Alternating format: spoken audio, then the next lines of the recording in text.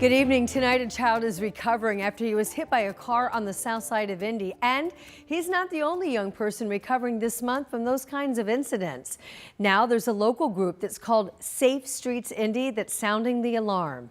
The founder says in the past 30 days, 10 local kids have been hit by vehicles. Logan Gay joins us now. And Logan, you spoke to people about these numbers. What have they been saying? Well, and they tell me that they're alarming and they worry if drivers don't start paying attention and slowing down. These situations are only going to get worse. This is a citywide problem, and it does happen everywhere.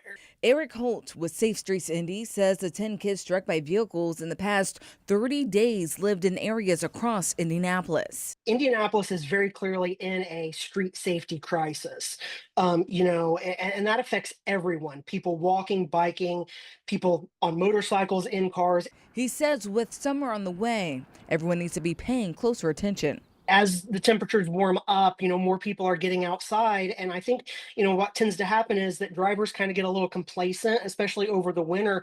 They're not used to and expecting to see, as many people out walking and biking. The latest incident happening at this Southside apartment complex. It's located right across the street from a playground.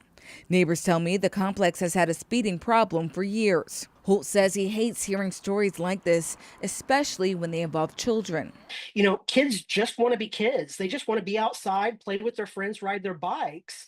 And it's becoming harder and harder for them to do that safely on our streets. And I think that's just a real tragedy that kids can't just be kids.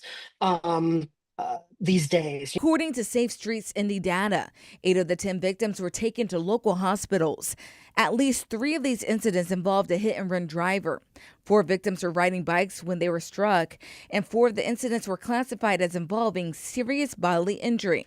And just on Monday, police arrested a woman on the west side for allegedly driving drunk and hitting a 14-year-old and driving away.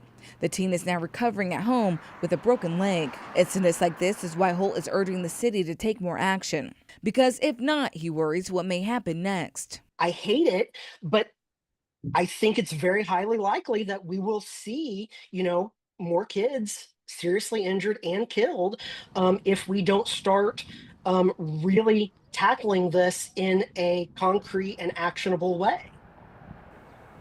Yeah, well, just last month, Indy's Vision Zero Task Force met for the first time since October.